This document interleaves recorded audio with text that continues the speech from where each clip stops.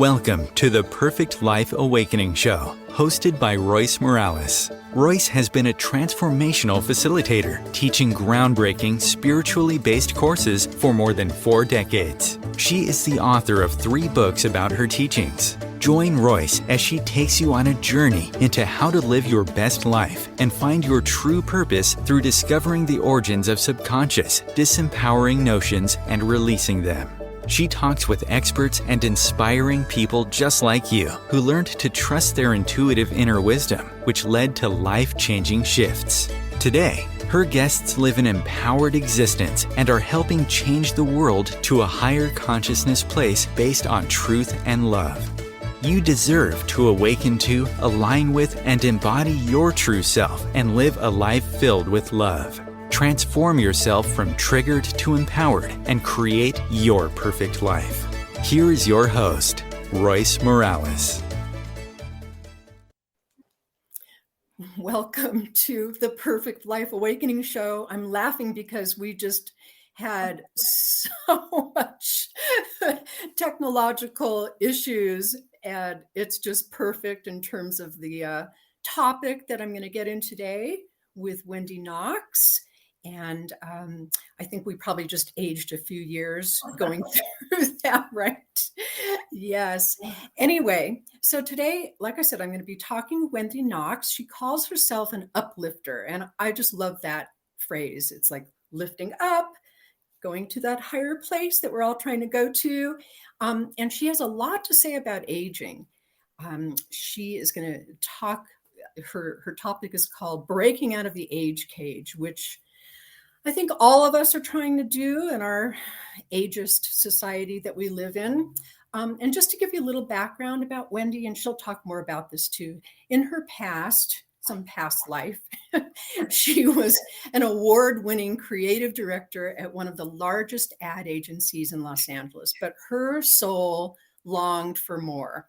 And as I'm sure some of you that are listening know, that when your soul longs for more, excuse me, the universe provides, right? So unexpectedly, she was forced out of her position at the age of 50, which, kind of freaked her out a little bit. She felt completely knocked down. She questioned if she was too old to reinvent herself. But then, and she will tell the story about this, she got an undeniable sign from the universe. And she will talk a lot about what she learned from confronting her old notions about aging. But before Wendi gets into her topic, breaking out of the age cage, I want to say a few things about aging, because it's something that is definitely near and dear to my heart. And I'm sure, like I said, everybody on some level has some kind of issue about aging.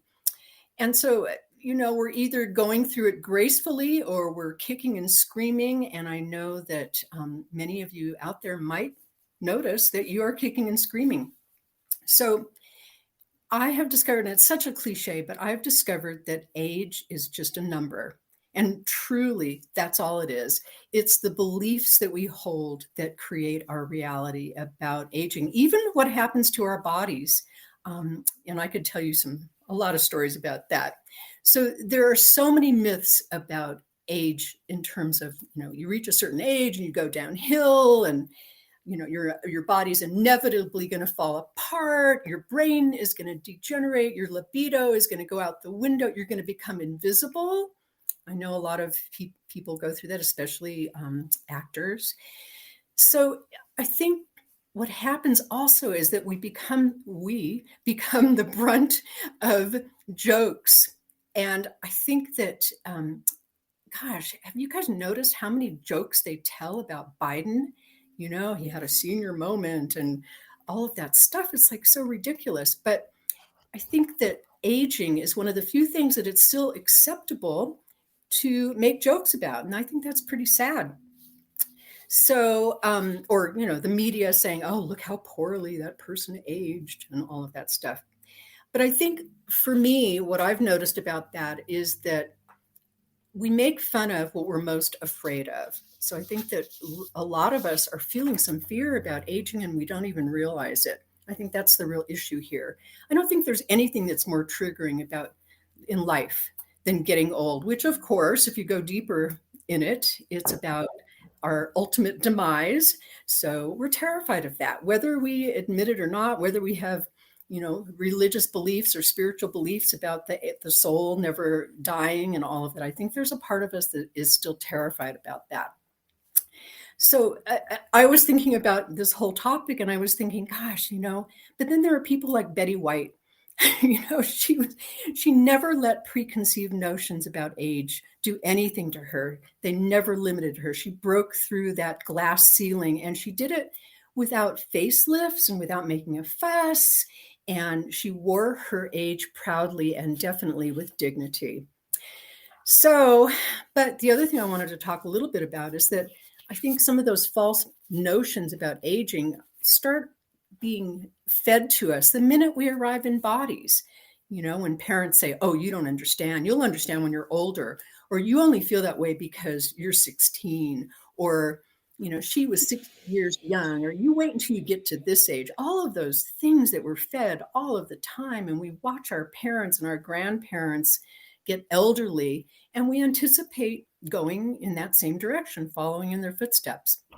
The other thing that we're fed is, it's genetic. We have no power over our genes. So all of those things.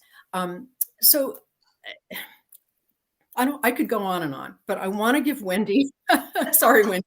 I want to give Wendi a chance to talk about her amazing work that she calls The Age Cage, and tell us about your history. Tell us about how you arrived at this, the story about what happened when you lost your job, and all of that fun, interesting stuff about you. So welcome, Wendi Knox.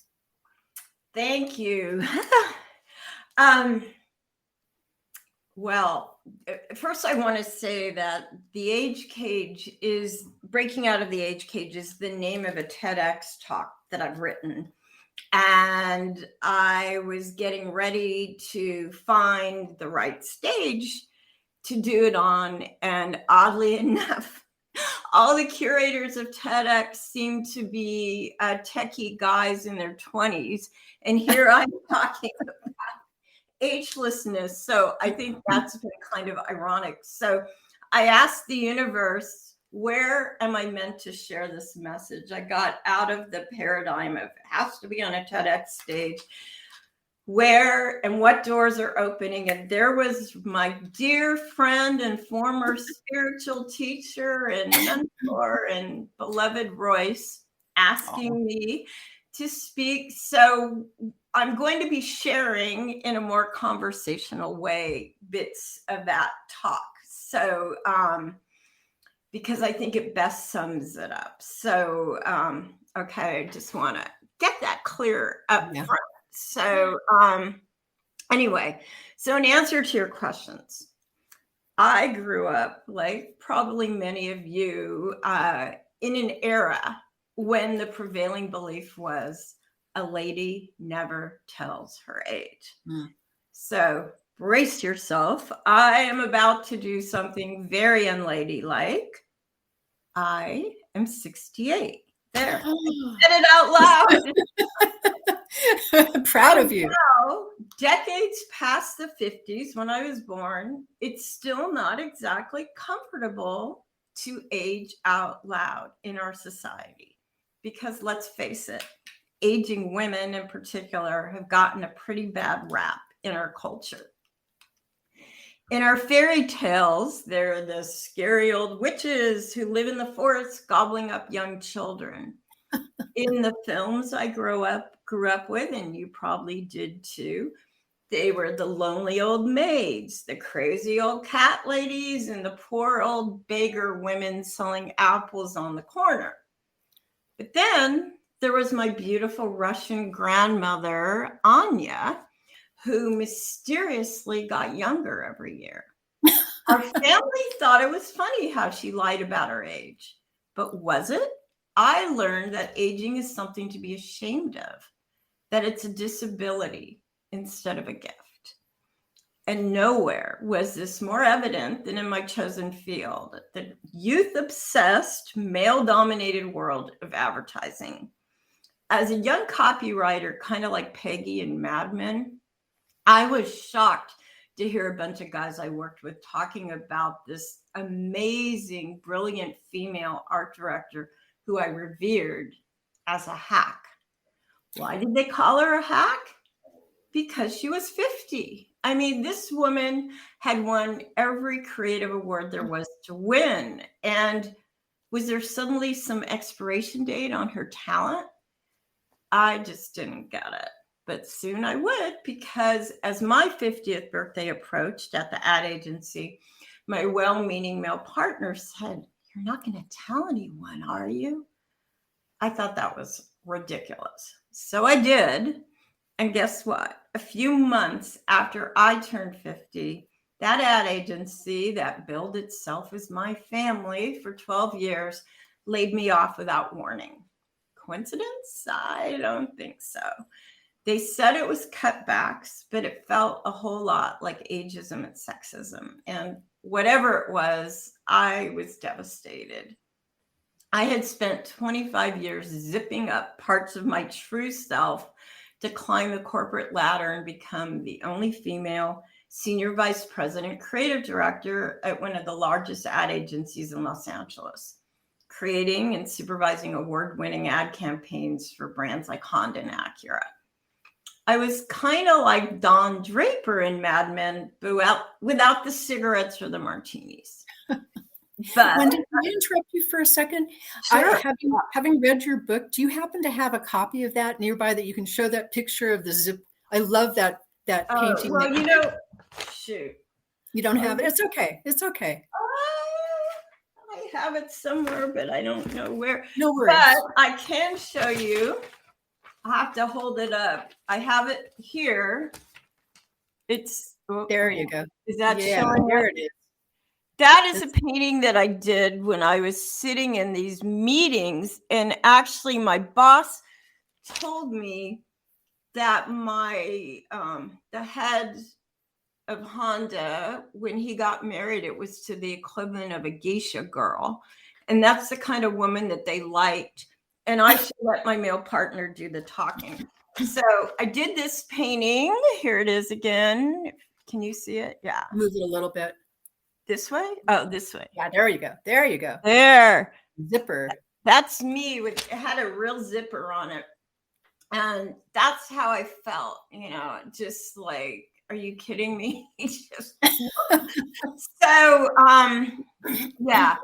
Anyway, I had to zip up a lot of myself to do that job. And I was not treated like Don Draper, let me tell you. Unlike him, I was an older woman in a young man's industry, feeling the financial pressure of a child, parents with health and money problems, and a husband who was an entrepreneur, which I don't know if you know that, Royce, but that's French for no health plan.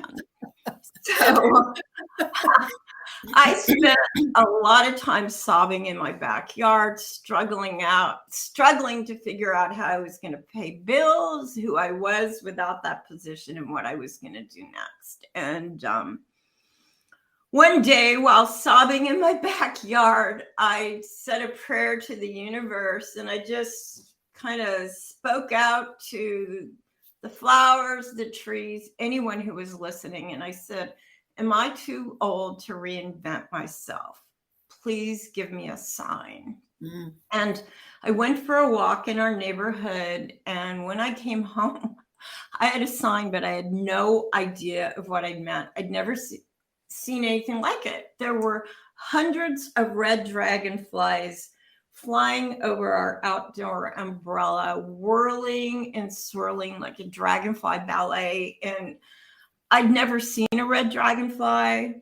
I didn't know that they flew in mass, and I couldn't figure out what they were doing there. And they stayed for 4 hours the first day and came back for 3 more days. And that's crazy. It was crazy. And honestly, I thought maybe I was crazy. I had my next door neighbor, who was a lawyer at the time and more sane than me, come over and I go, Julie, are you seeing what I'm seeing? Because it was so nuts. And I started doing what anybody would do at this point. And I started Googling dragonflies, and I had no idea. But dragonflies spend most of their lives crawling at the bottom of a pond down in the muck.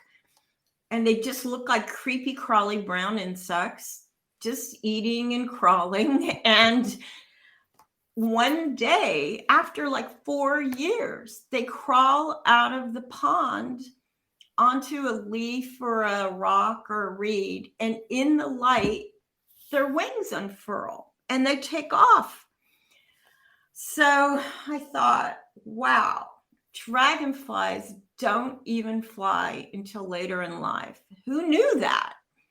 And then it hit me. That must be why the dragonflies were coming. I asked for a sign, and they came to tell me that you're a dragonfly and you're getting your wings later in life. And I love that story. It was so amazing. And you'd think that would be enough, but no. I started dragonflies everywhere. On the 405 freeway, on the 101 freeway, on the 10 freeway, on Sunset Boulevard, on Hollywood Boulevard. One day I was walking to the dentist in Beverly Hills, and there was this big fat red dragonfly right in front of me. I mean, where was it going? Shopping on Rodeo Drive? Probably, yes. So nuts. And sort of the dragonfly coup de grace was my husband Will and I were up in Ojai before we moved here, and we were at the resort, and we were walking across the grass to go get some lunch. And there, under this big oak tree, was another swarm of red dragonflies. And I thought, okay, this is crazy. And I know it sounds nuts, but I told my husband, I think those dragonflies were after me and they're trying to recruit me.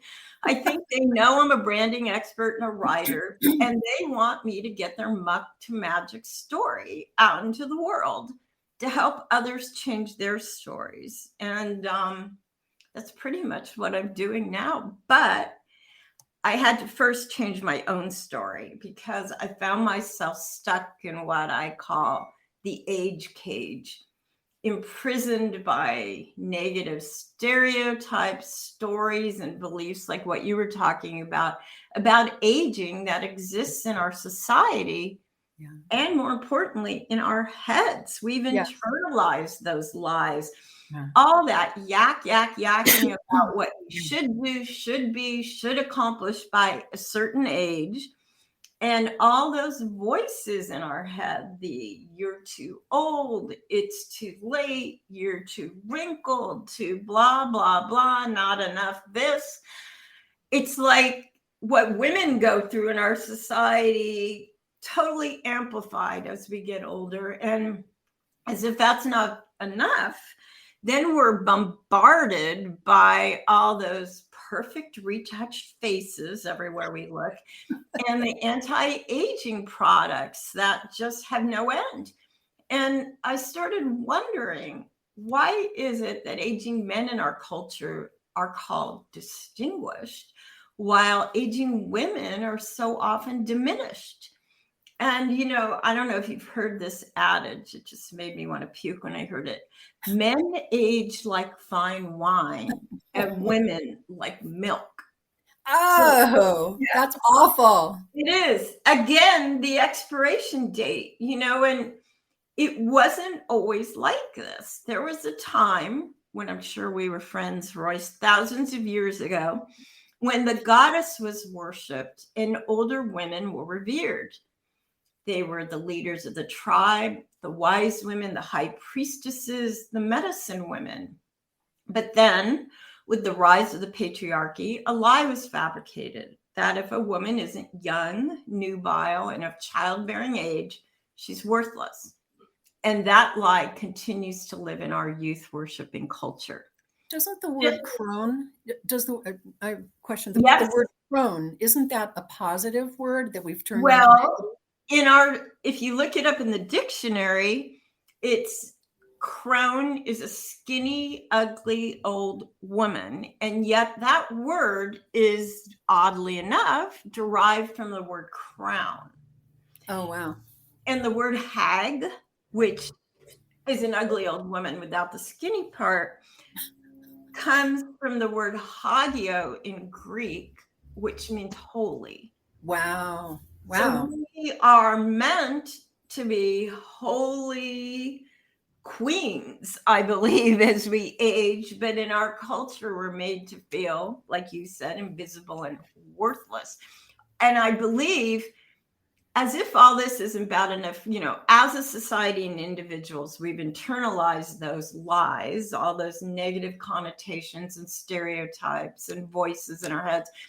And our, what I call inner ageism, makes us feel worthless, invisible, and irrelevant. So we often, even though we think it's crazy, we often try to hide our age instead of honoring it. Yeah. And I have a lot of girlfriends who are amazing, accomplished women, and they don't tell anybody their age. I think our culture's fear of aging is so acute.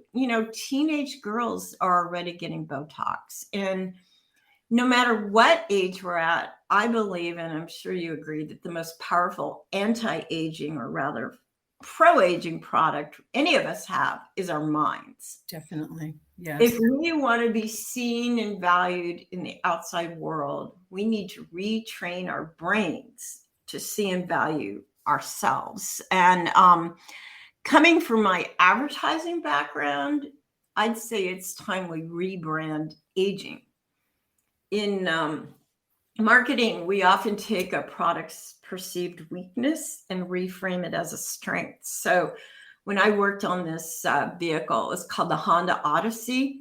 The researchers told us that typical minivan buyers didn't want it because it was too small. So we remarketed the Odyssey to atypical minivan buyers, and who didn't want a big vehicle and sort of the big luggy image that came with it. So we called it the minivan for people who wouldn't be caught dead in a minivan. So what if we reframed aging and focused on the positive parts, like more happiness, for instance? I don't know if you knew this, but according to research, 80-year-olds are generally happier than 30-year-olds. But nobody talks about that. Or the other benefits, like gaining more perspective, clear priorities, and more freedom to unzip your true self. So if I were writing a tagline, it might be aging. Let's stop telling the same old story. Let's reframe the aging process and see ourselves as becoming more of who we are, not less of what we were. Can I ask you a question? Sure. I'm sorry to interrupt, No, but when you said statistically 80-year-olds are happier, in what way? Why do you think that is? What is that about? I think so many of us spend so much of our lives trying to please others and fit some mold, some preconceived mold, or, especially as mothers, grandmothers, anticipating what everybody needs. And I think by the time you hit 80, you kind of say, F that. It's like, I don't have that much time left, probably. I'm going to start pleasing me. Yeah. I find myself even now, like things that I used to think I should do, I go, do I really need to? Who says I should? Does that feel right to me? Does that light me up? Does that speak to my soul? I think these are the questions we start to ask ourselves as we age, So I think that's a big part of it. Yeah. Letting go of the mask. The good girl, everybody's friend, all those kinds of things. I think you start changing that as you age. At least I hope so. If you've evolved in this life. Yeah. Anyway, let's see. Anyway, that thing I was saying about what if we saw ourselves as becoming more of who we are, not less of what we were? And, this isn't some woo-woo idea. Science, there's proof that our beliefs affect our biology. I mean, this is true with people who miraculously defy the odds on some fatal disease. There's concrete evidence that people who have a positive attitude about aging live an average of 7.5 years longer than those who have a negative perception.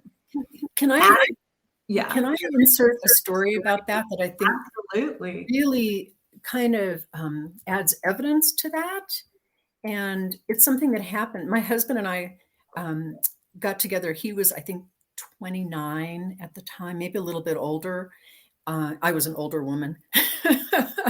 And shortly after we got together, he shared with me that he thought, and he really believed this, it was, just a strong notion that he had, that he was going to die by the time he was 35. Actually, he said, I'm going to die at the age of 35. And I said, what? Why is that? And he apparently had some kind of a dream or a vision that told him that he was going to die at 35. He just carried that with him all the time. And he was kind of living from that place of, well, I'm not going to be here much longer, blah, blah, blah. And I looked at him and I'm like, well, let's do something about that. Because I've spent my life looking for you and I don't want you to die in 5 years. So we did some inner work, and he discovered that, and this is the work that I do with people, just a little plug here, but we did some inner work, and he discovered a past life where he did die at the age of 35, quite tragically. Wow. And he had been carrying that memory with him, and it became such a deep-seated belief that he just figured that's the way it is, and that's the way it's always been. And I'm sure there were other lifetimes that kind of instilled that in him. So we processed through that, and he let it go, and he's now 64. So hooray, he didn't have to manifest that. So I think there's really some truth in the notions that we carry with us, whether it's from this life or past lives, or whatever has been instilled in us that we bought into, that becomes our physical reality. So I'm sorry I cut you off. Oh no, I completely agree. And in my life, my mother, so beautiful and talented, but she had a lot of depression and a lot of issues. And so I watched her become immobilized at a fairly young age. And, it gave me this notion, this picture that aging meant getting crippled, depressed, all these really dark images.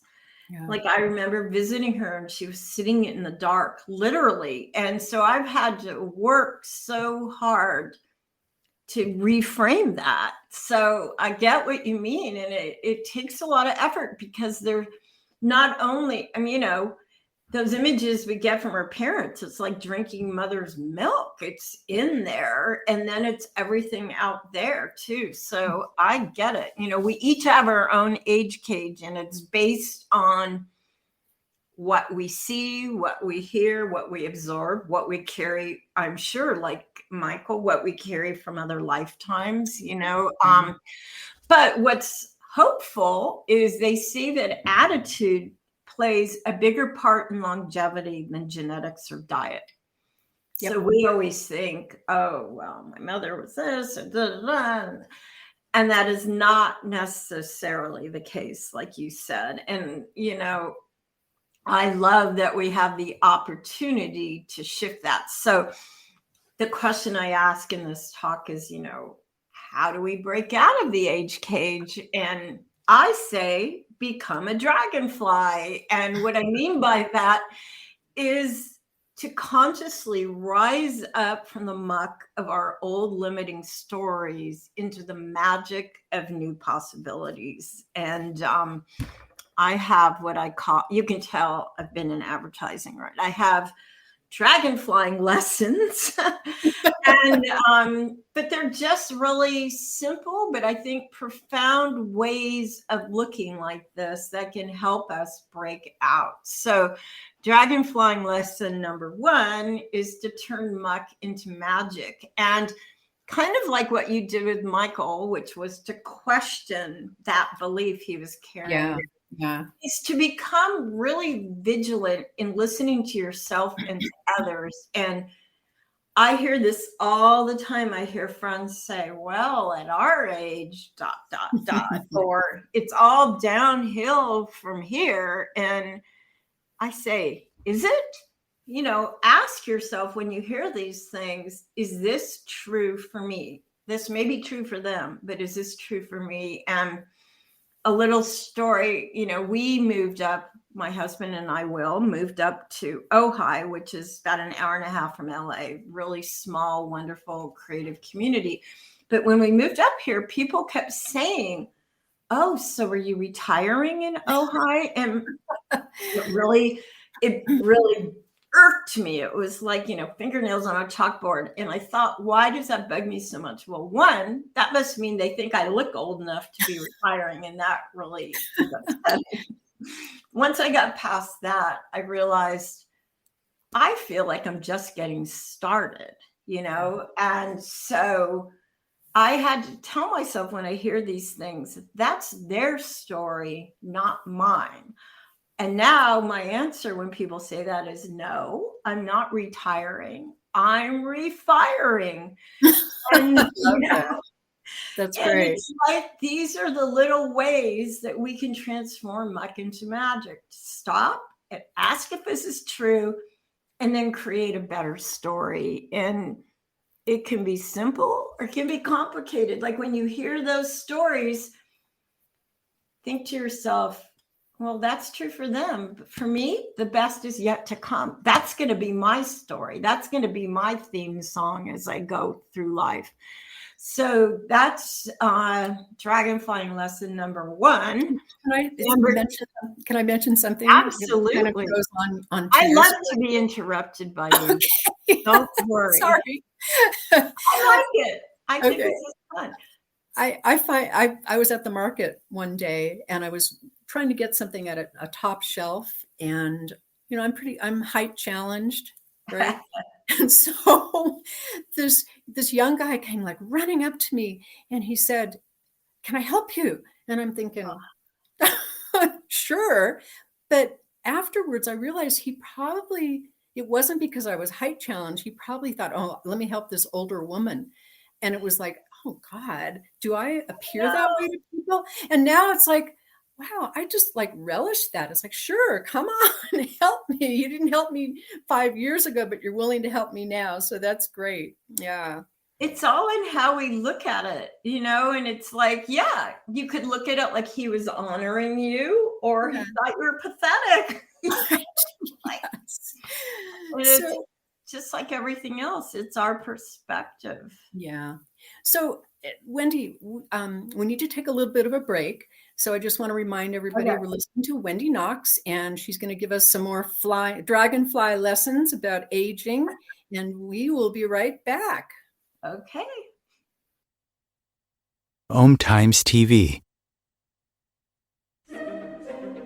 Imagine becoming a super influencer. Reinvent yourself, invest in your brand, and then manifest your success with a robust spheric approach. OMTimes Media and Broadcasting offers a unique and multifaceted way to become the spiritual and conscious influencer you deserve to be by putting your message across our powerful platform with its proven record of integrity and excellence. Through our produced shows, OMTimes offers the opportunity to become a social media TV personality, a radio show host, an OMTimes magazine columnist, and a syndicated podcaster, all in one shot. By live streaming your show on OMTimes TV and broadcasting it across the extensive OMTimes radio and TV networks, you become more than a host. You become an ambassador and a force for positive change. OMTimes. Open yourself to the possibilities. When I first saw a turtle, my heart was full. Now I'm anything but lonely. We have this deep connection, this heart connection. He just wants to be close to you and part of your life. Every day with Turtle is a perfect day. When I'm holding her, it makes me feel calmer. I think everything he does shows how much he loves us. When we adopt a shelter pet, we discover they're a little bit of a lot of things. But they're all pure love.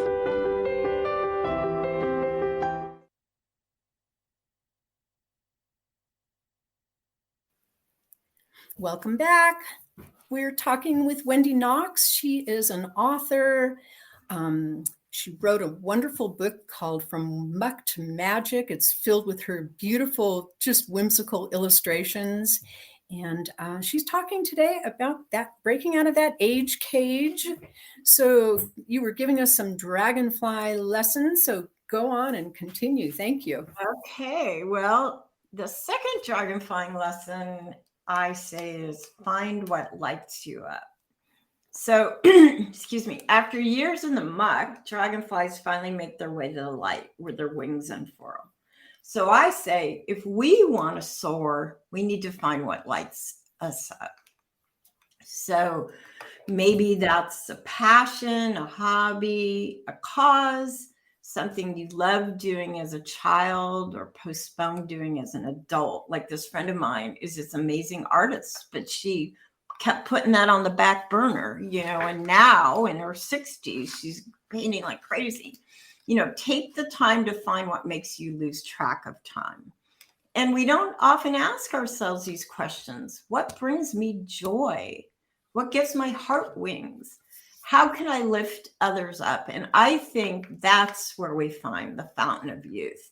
I don't think it's in a bottle, in the cosmetic department. I think it's in really getting in touch with who we are and what we're meant to express in this world. So that's Dragonflying lesson number 2. Number 3 is to find ageless, cageless role models. I believe we all know very young people who seem old and older people who are perennially young. And I like to look for those. I'm like on a mission to find people who own their age and are not defined by it. And yeah, like Betty White. Yes, absolutely. She's a perfect example. Yeah.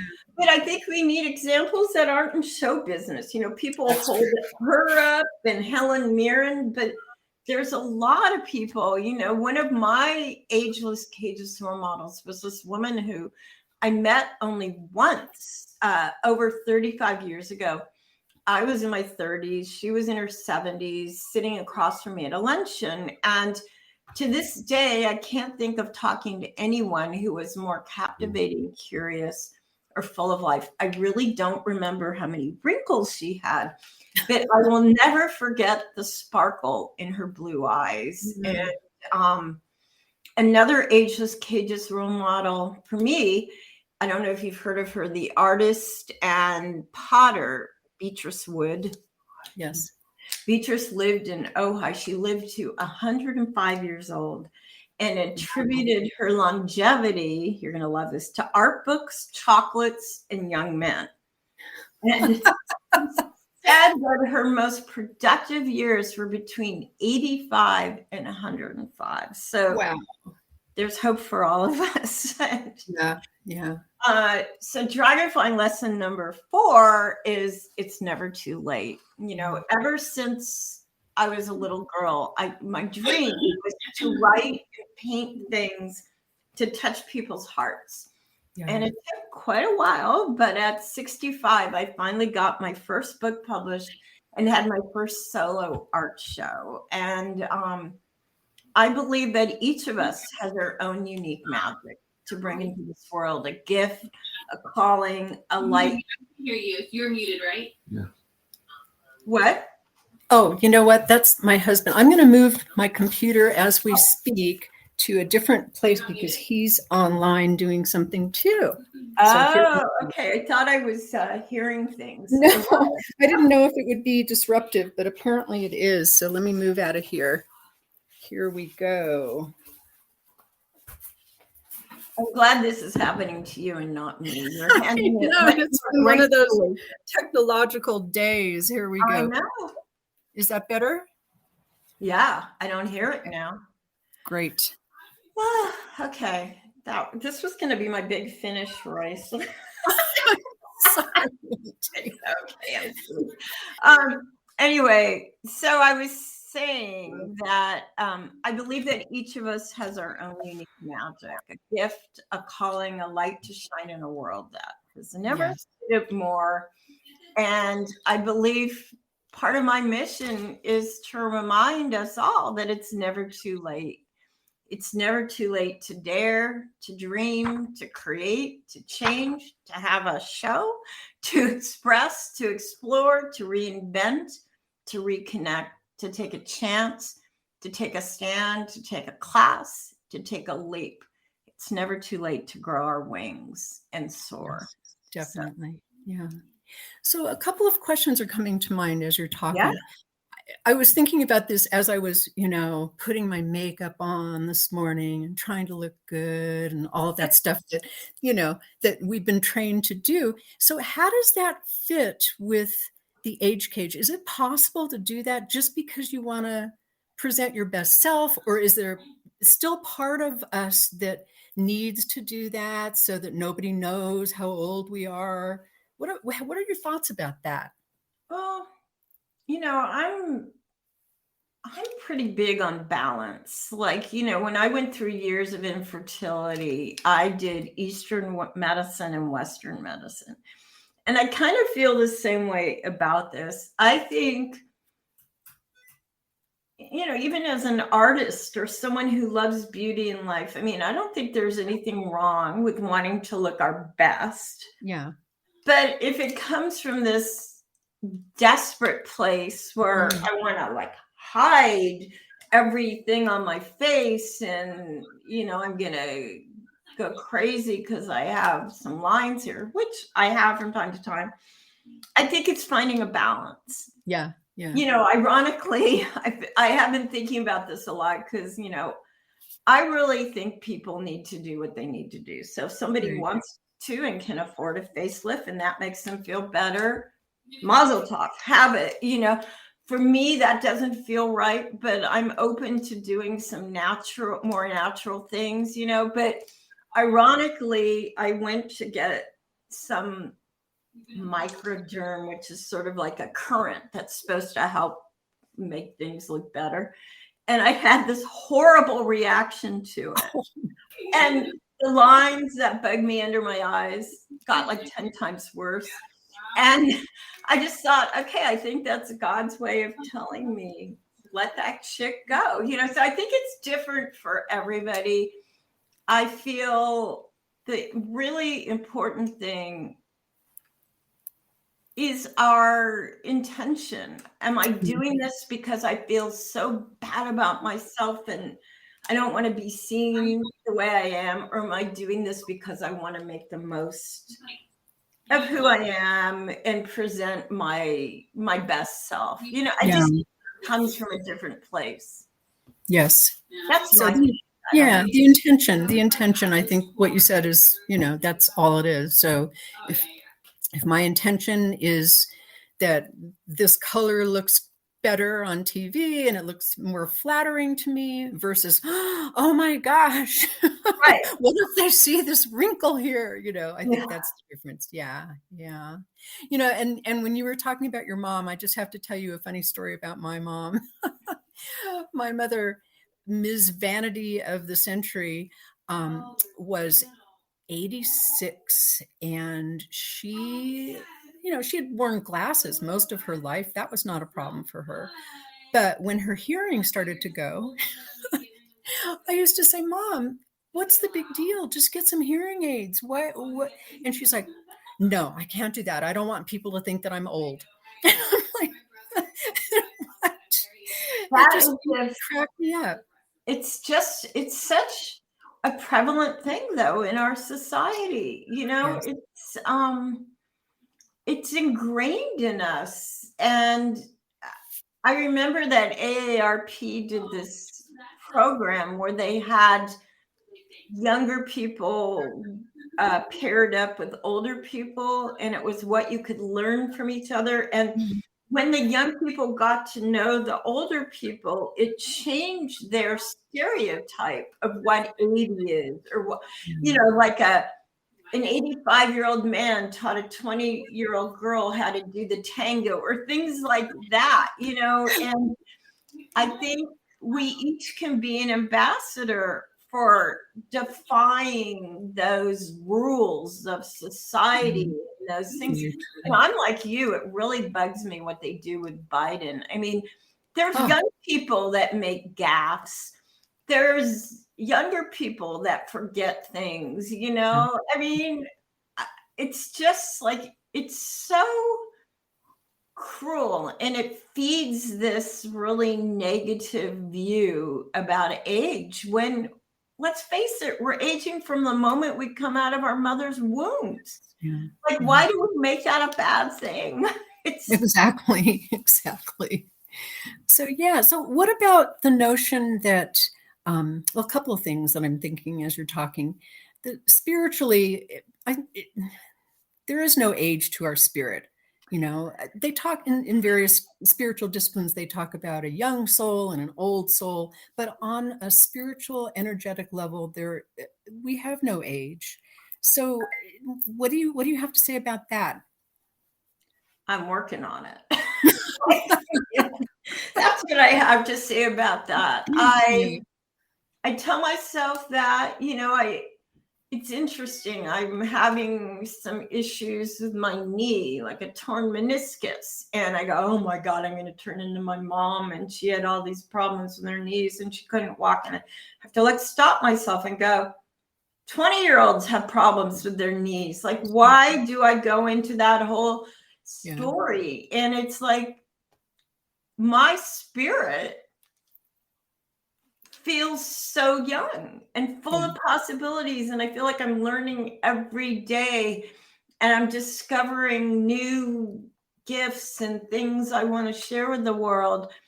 But that voice inside my head, which I think I've told you this, I call her Edna, the bitch that lives in my head, my inner critic, has this whole other story going. And I think, like everything with age, and it's like, what voice are we going to listen to? Are we going to listen to the scary old voice of fear and the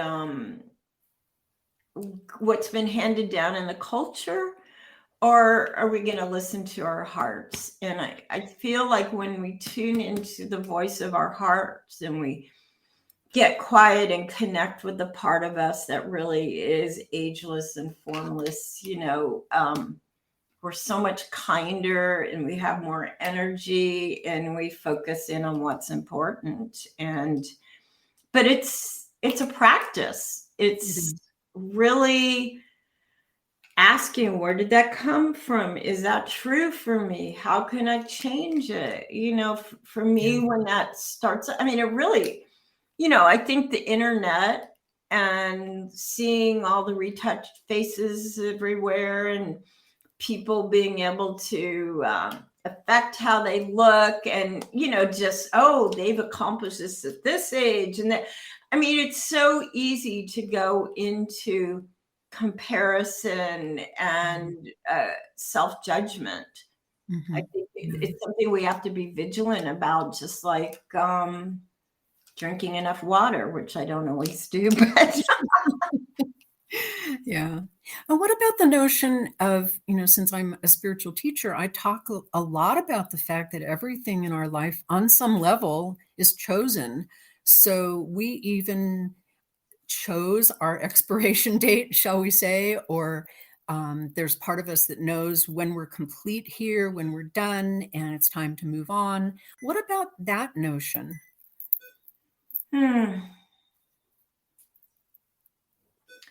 Well, I don't know. I feel I haven't really looked at it through that lens. I mean, I've looked at it like, wow, those dragonflies came to me. I lost my job at 50. I feel like in some way I've chosen to be a spokesperson for this cause, this changing our minds about age, and seeing ourselves, especially women, helping women connect with their divine feminine and our eternal selves, and seeing ourselves as beyond a number, like you started in the very beginning. Yeah. What do you think about that? I advocate the fact that we might have chosen it on a spiritual level, but that doesn't mean that it's permanent. Right. You Just can like my husband, the story of my husband who, thought he was going to die at 35, and he changed that story. So I don't think there's anything that, I think what we choose is kind of like a blueprint, and we can make additions and, learn certain things and change that blueprint and clean things up and have things shift. And, so on that level, we can write new stories as we go along. It's like nothing is set in stone. I think that's true. And I don't know if you've read this book. It's called The Surrender Experiment. Have you heard of the author? I think his name is Michael Singer. He wrote An Untethered Soul. Anyway, this book, The Surrender Experiment, is so interesting. It covers 40 years of this guy, and he decided that he was going to live his life not according to his own preferences, his preconceived ideas of what was good or what was bad. So he built some property, and somebody wanted to move onto the property, a friend, and he didn't really want that, but he said yes. And then he kept saying yes to things that made him uncomfortable. And eventually he ended up creating this whole spiritual community, and he got some college friends to build a structure on his property. It was supposed to be a meditation room. It ended up being a temple. And then people asked him to build structures for them. He ended up with this building company. I mean, his whole life was walking through these doors that he never imagined. And he ended up like this billionaire, making this huge difference in people's lives. And I've been trying in these later years to adapt more of that attitude. Like I said, I wrote this talk thinking it was going to be a TED talk. Well, maybe it is, maybe it isn't. But the important thing is, in my heart, I knew I was meant to share this message. And what doors are opening for that? And I feel like that kind of attitude keeps us young, because we don't have preconceived at 40 or so. I just want you guys to know that you are sharing your screen. So Professor Athens. You froze for a second there. Okay. And I'm hearing something else. Yeah, that's Michael. I'm so sorry. Oh, it's okay. Michael, can you stop talking for about 2 minutes? I'm almost done here. When it happens, I start thinking it's the voice from the great beyond. I'm sorry. Yeah, we've got a couple more minutes, so he can be silent for a couple more minutes. Yeah. Okay. All right. Anyway, I guess I just feel like every day we have opportunities to challenge those ageist thoughts and stereotypes and beliefs that are all around us, and it takes vigilance. Yeah. So just to kind of complete things, tell us how to get in contact with you. Tell us where do we get your book? Give a little plug, be the ad agency. Shameless self-promotion. Shameless self-promotion, Ms. Ad Agency. Okay, so my website is wendyknox.com, but because I had to be different growing up, it's Wendi with an I. WENDI Knox, KNOX.com. And that is where you can find my book. My book, From Muck to Magic, was channeled through me. I asked the universe, how can I share my story about the dragonflies in a way that'll touch people? And it became, the words and the paintings just came through me. And I like to think of it as being written for your inner child. It's a book that bypasses the brain and goes to the heart, from Muck to Magic.